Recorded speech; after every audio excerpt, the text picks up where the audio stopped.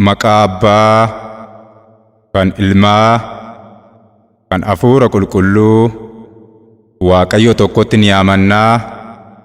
Ameen. Isa dur afaan keetiin dubbattees, har'a kunoo ofii keetii fiixaan baasteetta. Macaafa Moototaa isa 1ffaa, boqonnaa 8, lakkoobsa 24.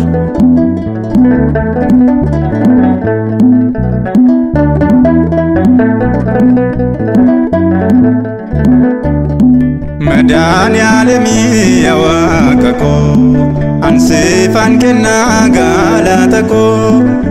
Abbaa garraamii fayyisaa koo. Madaani'aalemii yaa Waaqa koo, ansiifan kennaa galata koo. Abbaa garraamii fayyisaa koo.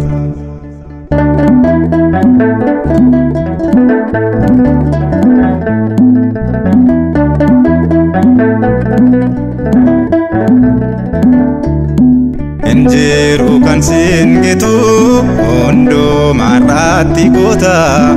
Yesus Kiristoos ati mootii mootota.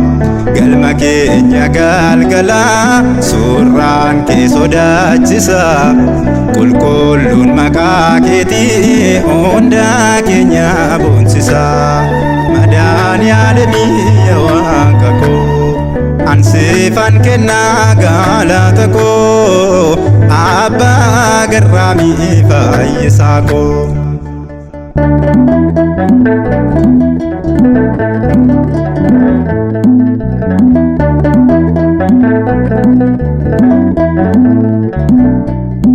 Waan ati nuuf taate hundaa argeera gaarummaa kee. Abbaa koo maal jedhu ree naa dhibeem jaalalli kee. Balballi samii torbanii maaloo naaf haa banamu. Ililleef galaatni koo teessoo keetti haa marfamu. Madaani'aalemii yaa Waaqa koo, ansiifan kennaa galata koo. Abbaa garraamii fayyisaa koo.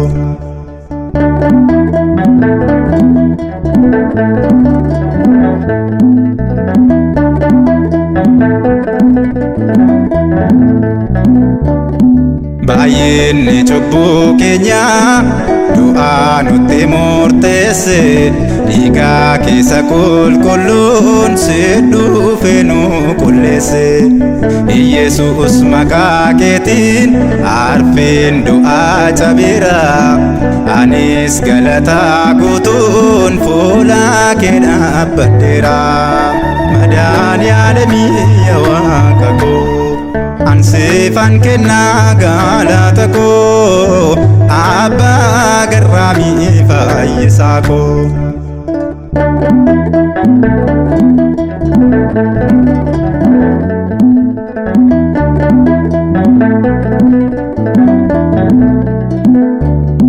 Burqaan kee yaa'een dhumu nyaachisa lubbuu keenya.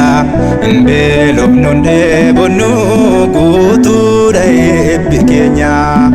Abdii saba hundumaa furmaataaf hirkoo keenya. Galatoomii kabajamii ulfaadhu Waaqa keenya. Madaani'aalemii yaa Waaqa koo, ansiifan kennaa galata koo. Abbaa garraamii fayyisaa koo. Madaani'aalemii yaa Waaqa koo, ansiifan kennaa galata koo. Abbaa garraamii fayyisaa koo.